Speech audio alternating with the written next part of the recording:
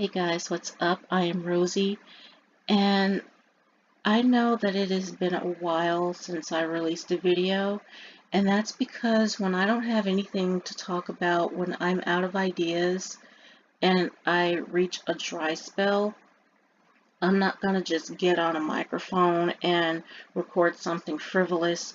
I have to really be interested in it to talk about it. And also, I have to have the opportunity, I have to be left alone so that I can do it without being anxious about it and have my anxieties acting up. So, anyways, what brought this idea to mind is a book that I'm reading called Hollywood Babylon Strikes Again by Darwin Porter and Danforth Prince. And I tell you, even though I'm probably not even on page 100 yet in this book, it is very exciting, very scandalous, and very, very interesting. I want to get volume 1. I hope to be able to do that really soon because volume 2 is like tea spilled that none of us even thought of. In the golden era of Hollywood, what we are seeing now with the hashtag #MeToo movement has been going on ever since the golden era.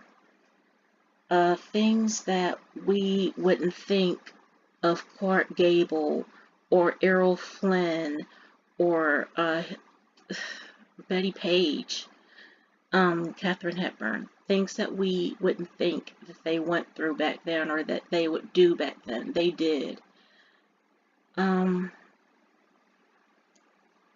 I remember back in 1985, I think it was 85 or 86, when Rock Hudson and Liberace died. And they were like the first victims of the AIDS virus. None of us were as educated now. We're as educated then as we are now on it. So we didn't know what to make of it. People that they associated with physically were afraid and even angry that they weren't told beforehand. And so we're just now finding out that they weren't the only ones who were allegedly gay. Like, did you know that Walt Disney allegedly was gay? This is in the book. And he wanted to stay closeted because he felt like the public would not watch his films, would not let their children watch his films if they found out that he was gay, because back then it was not accepted like it is now. And Bettie Page, she lived a really hard life, and I did not know that she was arrested for attempted murder. Apparently, she lost her mind and became homicidal and tried to kill 2 elderly women. And she was put away for it. And I think that after reading her life story, that her mind finally at that time just snapped and she went crazy. She was raped by her father at a young age, and her mom's boyfriend tried to do the same thing. And when her mom found out about it, Betty got put out for it because her mom said she dressed too provocatively. She married at an early age. She tried to be a teacher, but the boys in her class were rowdy and disrespectful, grabbing her in private places, and she just went through so much. In Port-au-Prince, in Haiti, she lived with a man she called Mandingo, and she was in love with him and said that he was the best lover that she had ever had. And she found out in a rather harsh way that he was a sex worker and did live sex shows. And the woman that took her to the club to see this, pointed out a group of gay men and said that in the next show he would be doing the same thing to those men. Well, Betty was very upset and she left, and allegedly she was raped by 5 men who kidnapped her in a cab, and they kept her for like 18 days, I think she said. And when they finally let her go, she caught the first plane back to Miami. She was also raped when she went to New York because she was so trusting and so naive, coming from the South and everything. And she was raped again by a group of men. And she went through so much with her husbands who were abusive to her. And she just lived a very hard life that none of us ever thought of when we looked at those old pictures of her barely wearing anything and smiling demurely at the camera. And you never knew the pain and the heartache that this woman went through. And I think because of all that, it all finally came together in her mind, and she snapped and went homicidal and was put away for it. There is so much going on behind closed doors that we don't know about in Hollywood.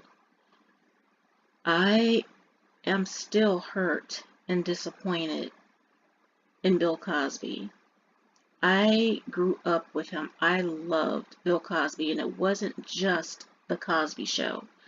I grew up watching him on classic Nickelodeon when he had this marker that used to make sounds, and it used to like come to life and speak. It was his friend and everything, and I forgot the marker's name, but I have it on DVD with classic episodes of like Today's Special and oh, what was that other show? Pinwheel. And I used to love watching him do that with a marker. It was fun, and he was entertaining little kids. And then I used to watch Fat Albert. I loved me some Fat Albert. I loved it so much, and was surprised to find out that these kids were actually real. These were his actual friends. And then, of course, there was The Cosby Show, and Bill Cosby himself, his classic comedy show that he did.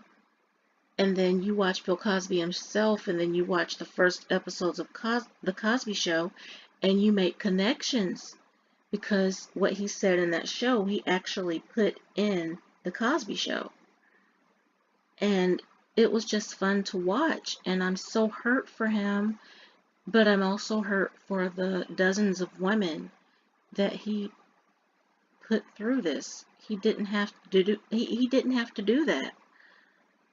I'm not gonna say my true feelings because I am of the minority on what I feel, but I am hurt and disappointed that he is going to spend the rest of his life in prison while he's blind now and recently lost a daughter.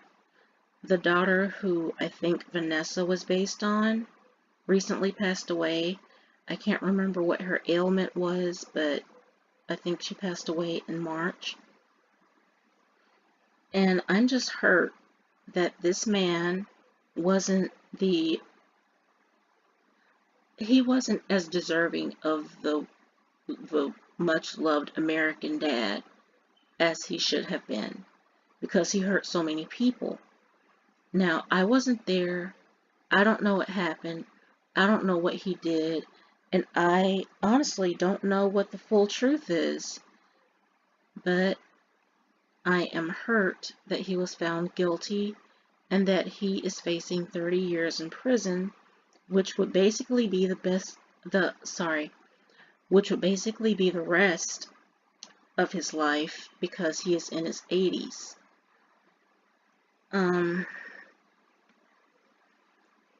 I just no one knows what's going on in the back corridors and dark rooms of Hollywood. Only the insiders know.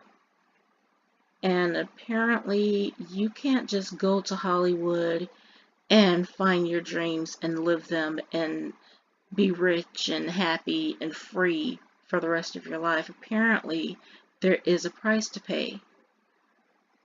And unfortunately, some of those stories are now coming out with, like I said, I think Corey Feldman, Cat Williams, and the hashtag #MeToo movement with Harvey Weinstein and Kevin Spacey and Matt Lauer and just so many more stories coming out about this celebrity and that celebrity doing things that they weren't supposed to do because they felt so high and mighty in their powerful positions that they felt they could do anything they want.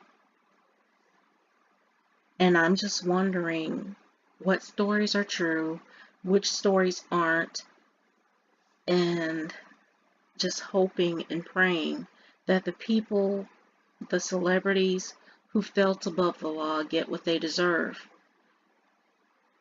Apparently they won't be arrested. I don't know if they're being investigated or not, but stories are coming out and I don't see anything getting done. It's being pushed to the back burner again and we're not hearing anything else. And that is why I'm wondering what stories are true and what stories aren't. You just don't know what to believe anymore. But anyways, I just want you guys to be careful, keep your eyes and ears open, and be more proactive in what you expose your children and even yourself to, because you just never know. I don't want to come off as knowing too much. I know about as much as you guys do, if not less. But anyways, you guys, with that, I think I'm going to go. My throat is feeling kind of dry. And if you haven't already, pick up the book Hollywood Babylon Strikes Again, Volume 2 by Darwin Porter and Danforth Prince. I promise you will not be disappointed. And the two things that I just said at the beginning isn't even half of what you guys are going to come across in this book. But with that, I hope to see you guys in the next upload. I love you very much. Thank you for watching, and bye for now.